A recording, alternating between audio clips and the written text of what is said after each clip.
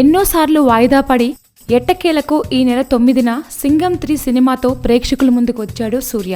భారీ అంచనాలతో 2000 థియేటర్లలో రిలీజ్ అయిన సింగం 3 అంచనాలను అందుకోవడంలో తేలిపోయింది. సినిమాకు ఓ మోస్తరు టాక్ ఉన్నా టాక్తో పోల్చుకుంటే కలెక్షన్లు చాలా వీక్గా ఉన్నాయి. తమిళంతో పాటు తెలుగులో కూడా మంచి ఫ్యామిలీ హీరోగా పేరు సంపాదించిన సూర్య అతి మంచితనంతోనే దెబ్బైనట్టు ఇండస్ట్రీలో టాక్ వస్తోంది. సింగం 3 సినిమాను తెలుగు, తమిళ భాషల్లో ఒకేసారి రిలీజ్ చేయాలనుకున్న సూర్య ముందుగా ఈ సినిమాను డిసెంబర్ 16న రిలీజ్ చేస్తున్నట్లు ప్రకటించారు. అయితే అదే టైంలో తెలుగులో ఓ యంగ్ హీరో సినిమాకు ఇబ్బంది లేకుండా ఉండేందుకు ఓ అగ్ర నిర్మాత సూర్యపై ఒత్తిడి తెచ్చి సింగం 3ను వాయిదా వేయించాడన్న ప్రచారం జరిగింది. సూర్య అతి మంచితనానికి పోయి తన సినిమాని మొదట డిసెంబర్ 23కు, తర్వాత జనవరి 26కు వాయిదా వేసుకున్నారు. తిరిగి ఫిబ్రవరి 9కు వాయిదా పడింది. ఇప్పుడు అక్కడ రాజకీయాలు ఇంట్రెస్టింగ్ గా ఉండడంతో జనాలు సింగం 3 గురించి పట్టించుకోవడం లేదు.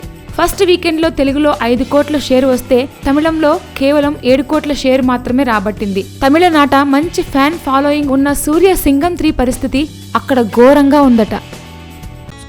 Please subscribe. Hi, it's me Purna. Please subscribe.